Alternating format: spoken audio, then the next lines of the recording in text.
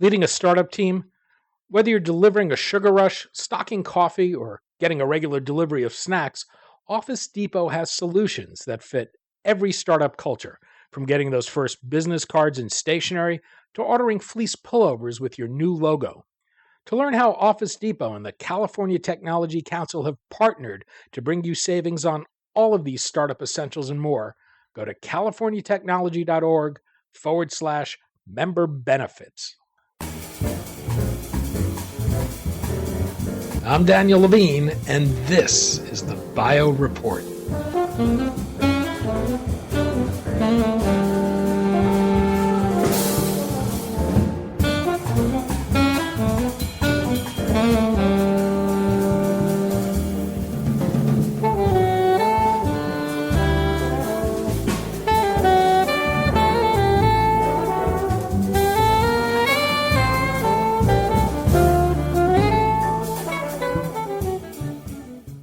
Orchestra BioMed may play at the intersection of drugs and devices, but its business strategy is clearly drawn from the biopharmaceutical industry. The company develops its pipeline and then leverages strategic alliances with global partners who can best commercialize its products and maximize their potential. We spoke to David Hochman, CEO of Orchestra BioMed, about the company's therapeutic devices, the large market opportunities it's targeting, and how it seeks to rewrite the way MedTech companies think about partnering.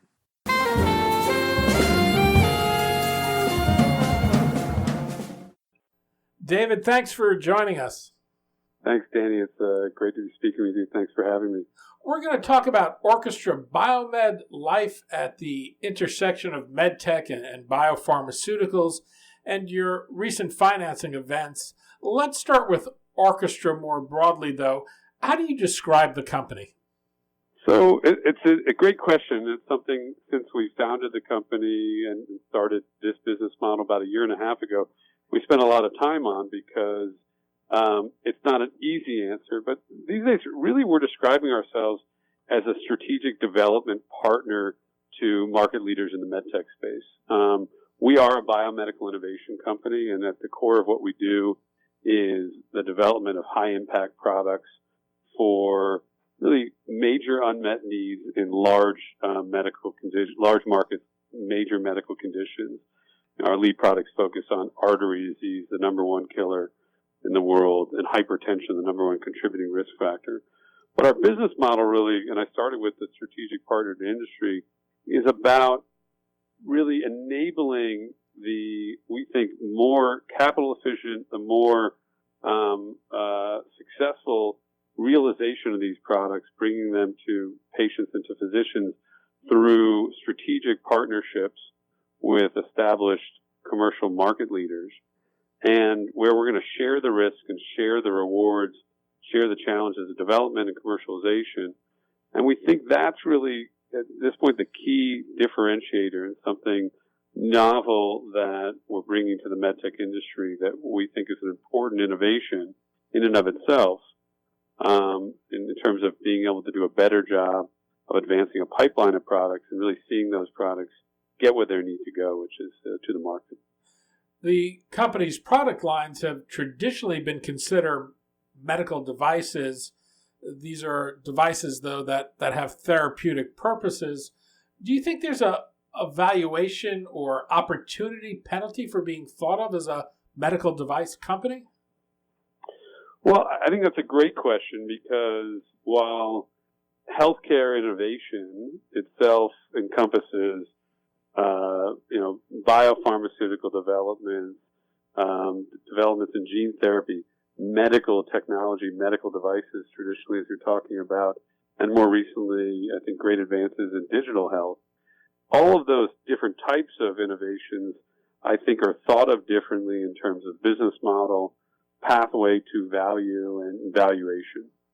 And medical technology, medical devices, particularly in the last, I would say, 10 plus years, I think the view in terms of valuation has changed significantly. If we look at that from either a capital markets or a strategic perspective, and the real focus has been on revenue and revenue growth is a major driver of value. If you look at how any Wall Street analysts look at emerging growth, MedTech, and really MedTech overall, that revenue multiple is a big driver. When we think about biopharma and we look at, we shift over and say, how does Wall Street value biopharma? Generally, you're going to see valuations built off of long-term probability and risk-adjusted discounted cash flows. And so one valuation metric is very much about the present. What is this product and this company generating with the product in terms of revenue today? And in the near future, what are the prospects for growth? But when we look at the other valuation methodology in biopharma, it's really a forward value. It's really a forward-thinking, forward-looking value.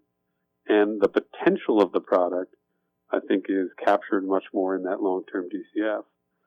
Those differences in valuation have a big impact on the whole cascade, all the way down to early-stage innovation and how you fund early-stage ideas. If you use a DCF approach, you in theory can take a very early stage product, and we see this in biotech, even preclinical stage products with big potential, and be able to apply significant values and therefore achieve access to a lot of capital to develop them at a relatively low cost of capital. The MedTech or medical device space, that really hasn't been the case, and in the last 10 years, I think that's really impacted the availability of capital for early ideas, and certainly, more importantly, the availability of capital to fund the more expensive parts of the process, late-stage clinical development, the pursuit of regulatory approvals, and then market entry. And so when we conceived the business model for Orchestra BioMed and our strategy was really looking at those two different approaches to value and trying to see if we could create a business model for things that, yes, would be thought of as medical devices. Our products are a little, I guess, unconventional, drug-device combination product, bioelectronic therapy. But yes, the markets that we expect are traditional medical device markets. But the business model is really about how do we approach realizing and building value in a different way, where in many ways we think the appropriate way to view value is through a biopharma lens, a longer term forward value of our future cash flow potential rather than what are we doing today or in the very near future in terms of revenue. I think it's fair to say that the medical device industry hasn't been as successful at forging and leveraging partnerships and licensing opportunities the way the biopharmaceutical industry has. I imagine part of the reason for this is the cost and time to develop products hasn't been as daunting. Is this the case when you're dealing with the types of drug device combinations or something that's like a bioelectric device that's serving a therapeutic function? I don't think it's necessarily just about the cost or the challenges of development. I think there are actually advantages, I would agree, in terms of cost, time, regulatory hurdles for devices. I think those advantages have probably been compressed a little bit, particularly for, as you talk about, combination or certainly even PMA Class 3 devices that have really significant impact. I think the challenge is actually in pathway to commercialization. And it's, I think, a key difference why strategic partnerships haven't been, in the med tech world, core to advancement of products versus in the biotech world. I think we all think of strategic partnerships, licensing deals as almost, the norm, the most obvious path for an innovator to eventually find their product's path to market. Commercialization of drugs and devices is very different. And the last 10 years has really seen a lot of change in the way that hospitals are organized, ambulatory medical centers are organized, and how medical device products are evaluated and purchased and valued. And it's driven really significant changes in the commercial organizations, the leading MedTech companies. So we've seen massive consolidation. We think about market leaders like Medtronic, Johnson & Johnson, Stryker, Abbott, Boston Scientific. The last 10 years has seen significant consolidation, and really it's been in response to their customer base consolidating. The hospital and medical facility world has seen significant consolidation. And so it's not sufficient to show clinical evidence, gain regulatory approval, and then assume that entry to the market is easy in the med tech world, as it maybe once was in the last few decades before that. And so if you think about that versus the pharmaceutical world, not to trivialize the commercial challenges of pharmaceuticals, but I think people assume that commercializing a drug that you've gotten approval and reimbursement for, particularly in the modern era where a lot of the most significant advancements have been in rare and orphan diseases, which usually have very targeted populations, or in areas like immuno-oncology, which, subtypes of different cancers can also often work very similar to more rare or orphan diseases.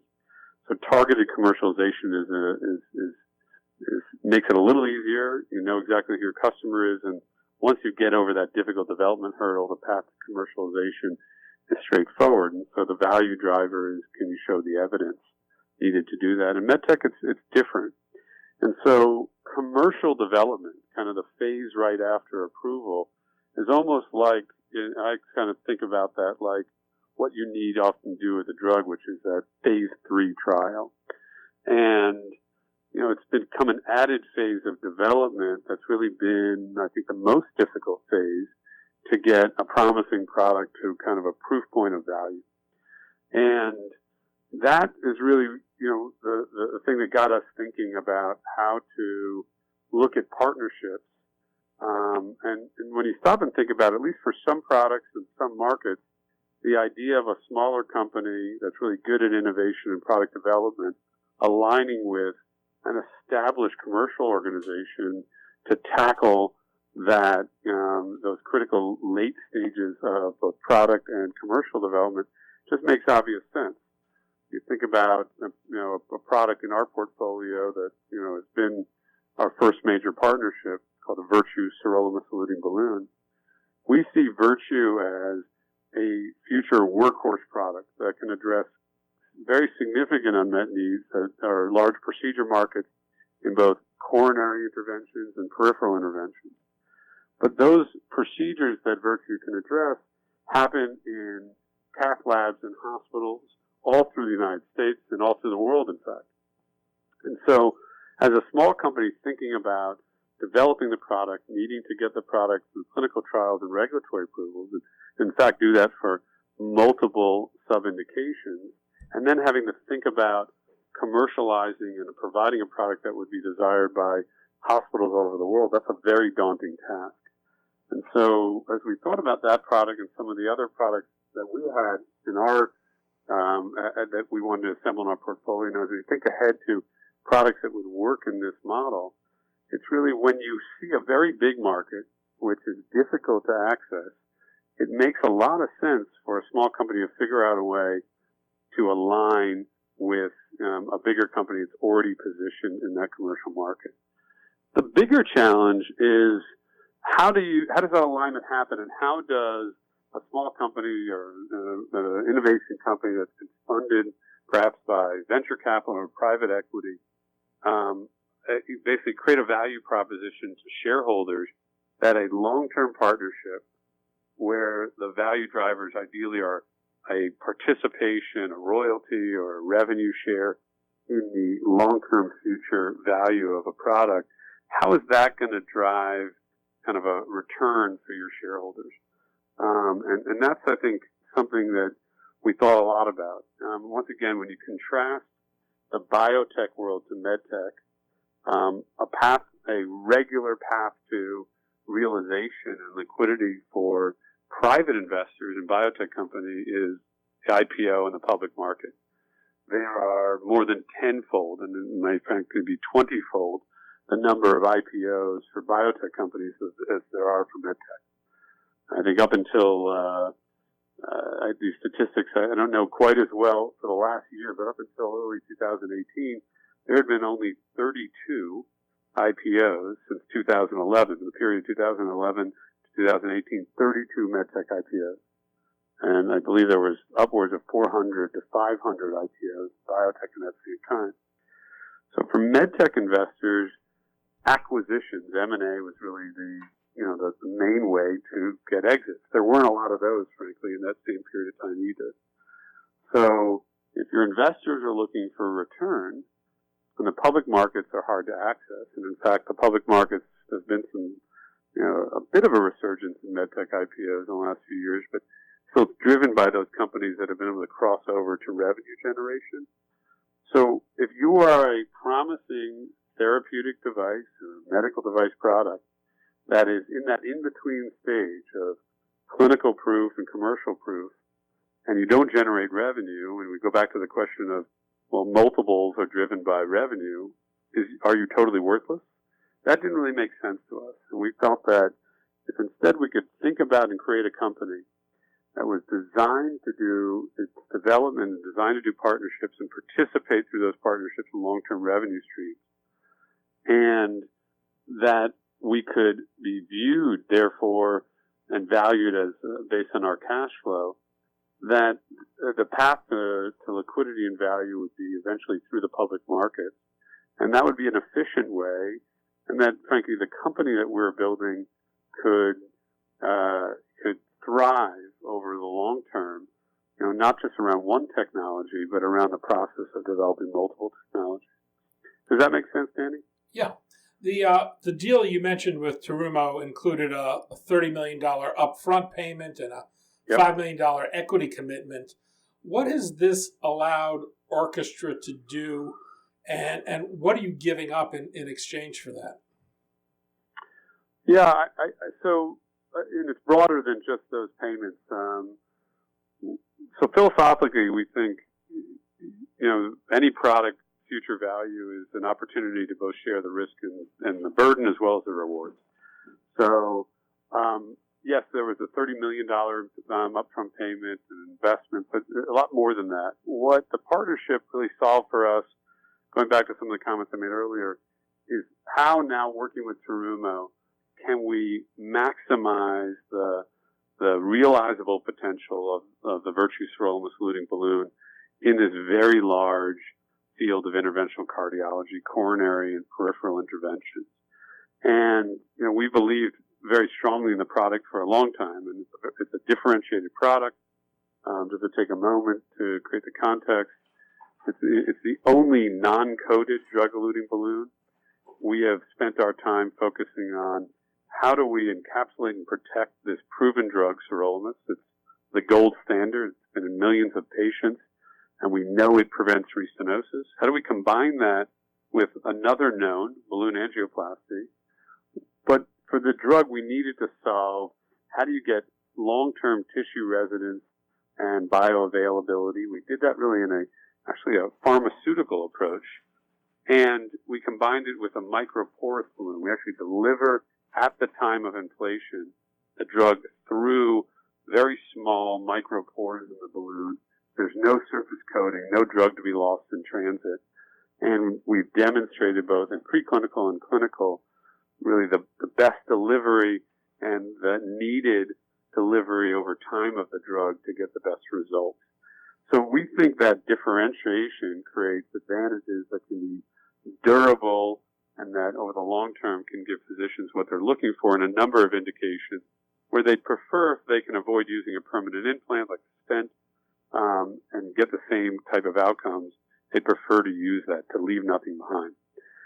So when we were on our own, we were really just thinking about one of those indications and maybe just one big market, the United States.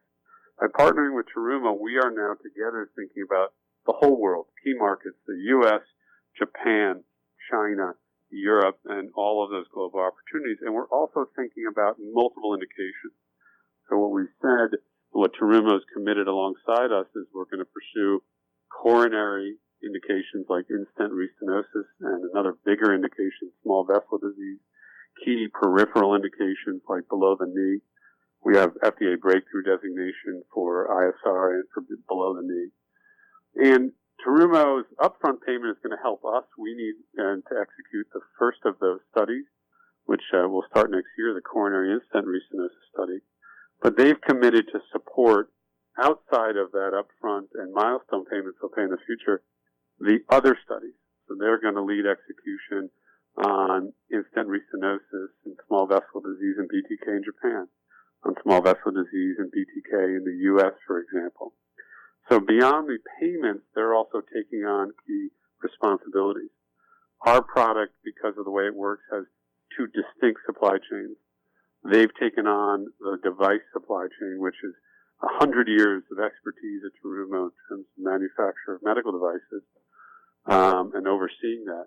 We've retained the pharmaceutical component, this differentiated, extended focal release sirolimus, and we'll supply that to them. So we also divided up the responsibilities that way. They're going to take on commercialization, marketing, sales, distribution. This is what they do. Terumo is a global leader in terms of vascular access, access closure, key accessories and technologies in the cath lab, and they're positioning cath labs around the world. So they can think about market entry and market expansion from day one on a global basis.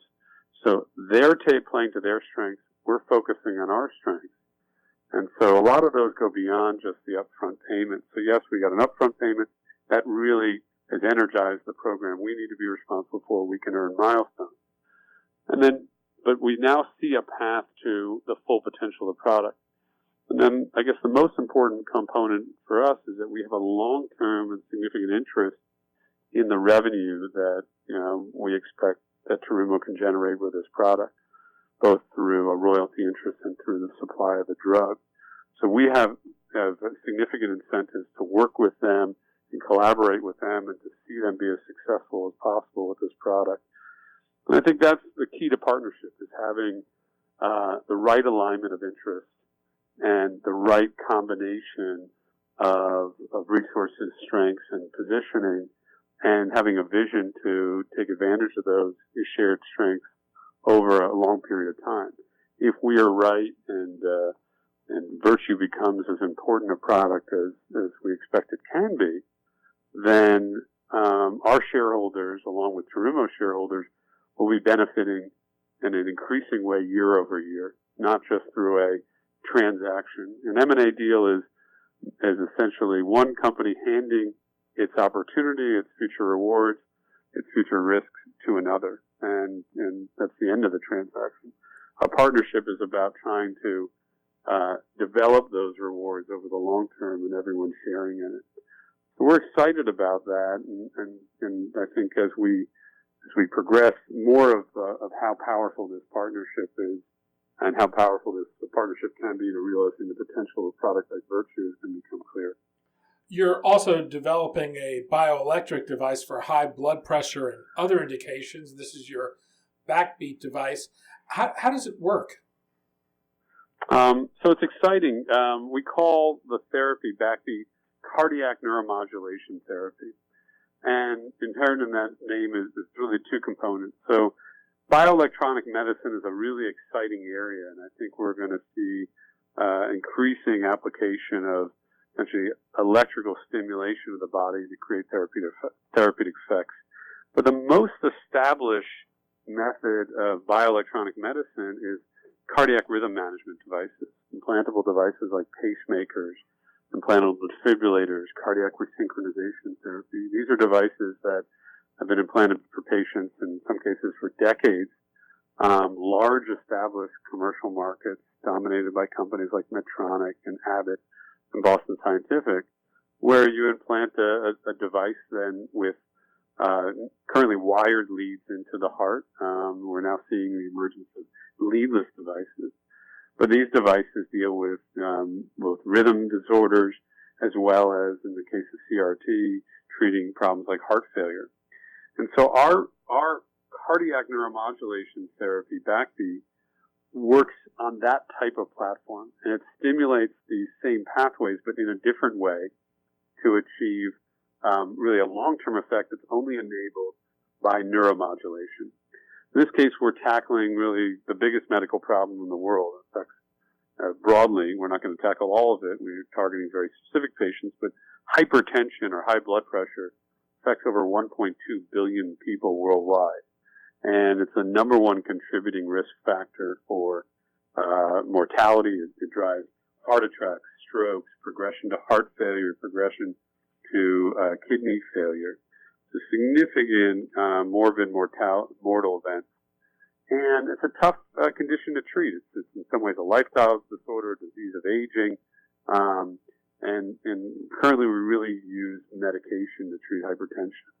Our approach to lowering blood pressure really takes advantage of that existing device, and we're focused on pacemakers now. So we have a pacemaker in the heart, and what we're able to do is essentially control the timing of the beat of the heart and lower pressure on a beat-to-beat basis, really by affecting, we use AV timing, and we reduce ventricular filling, or what's called preload. So think about controlling pressure at the pump. That's not sufficient to become a therapy. Really what we've done is use that ability to control blood pressure. Blood pressure is a key input to our overall autonomic nervous system. Our nervous system, our body is constantly watching and monitoring our blood pressure. And when our blood pressure goes up or down, the body reacts.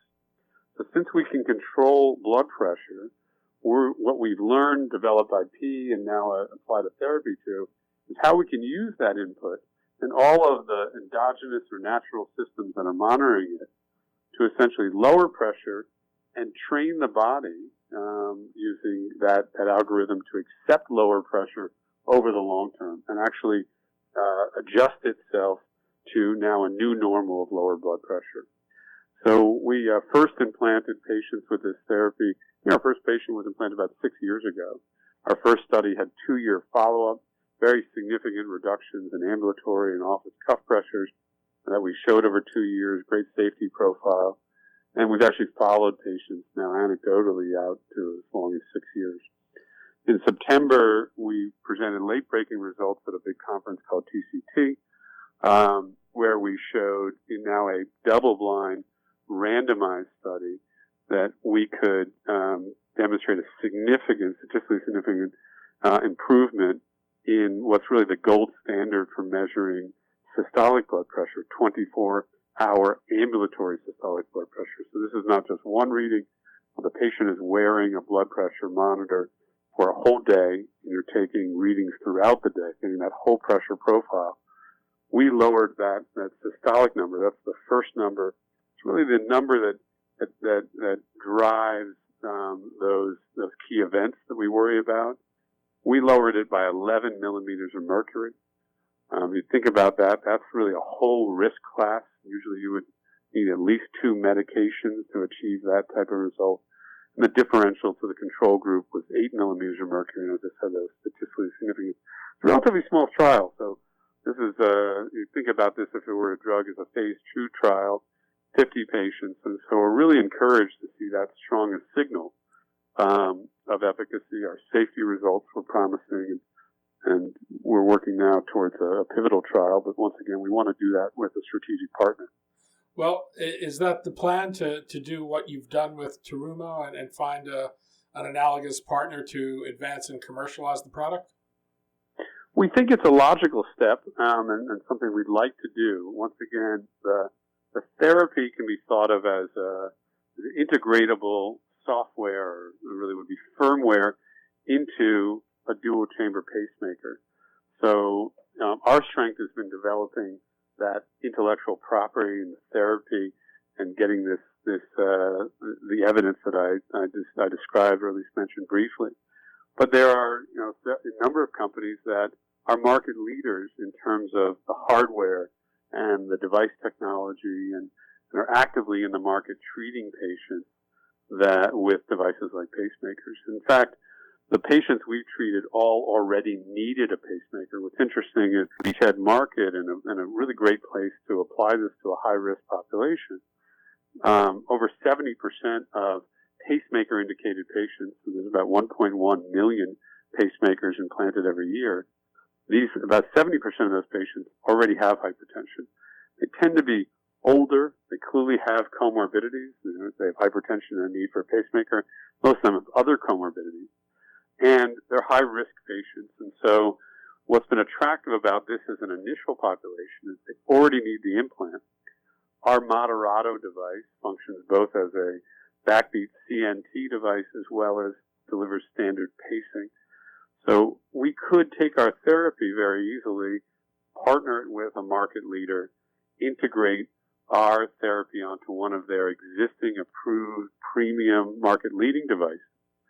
And we see that as a potentially, once again, superior approach to what's the most important end goal, which is how do we, with the most efficient and reliable manner, get this important therapy that could be, life-altering, life-saving for many patients to those patients. And so a partnership makes a lot of sense for Backbeat, and clearly our goal is to find the right partner with aligned interests where we both can win, and something we think is doable and would be our preferred path. There's other ways to do it, but once again, we formed Orchestra BioMed around, these really two flagship therapies in terms of our lead product, because we thought all of the attributes, the value proposition of the therapy, the construct of the therapy, the patients and the physicians we're going to work with, so the call point and the market dynamics really lent themselves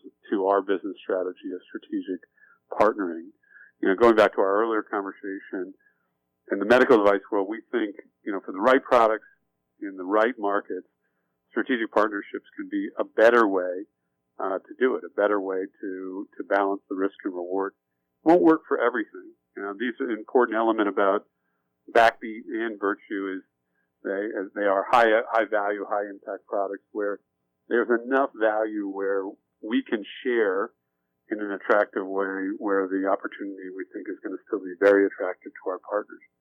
So these are two great examples, and yes, we're working towards and we feel partnership would be a great path for Backbeat. David Hochman, CEO of Orchestra BioMed. David, thanks so much for your time today. Danny, thank you very much for the discussion. I enjoyed it.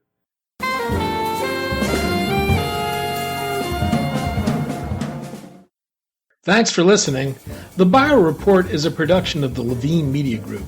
To automatically download this podcast each week, subscribe to our RSS feed or through iTunes or other podcast manager. To join our mailing list, go to levinemediagroup.com. We'd love to hear from you. If you want to drop us a line or are interested in sponsoring this podcast, send an email to danny@levinemediagroup.com. Special thanks to Jonah Levine, who composed our theme music, and the Jonah Levine Collective, which performs it.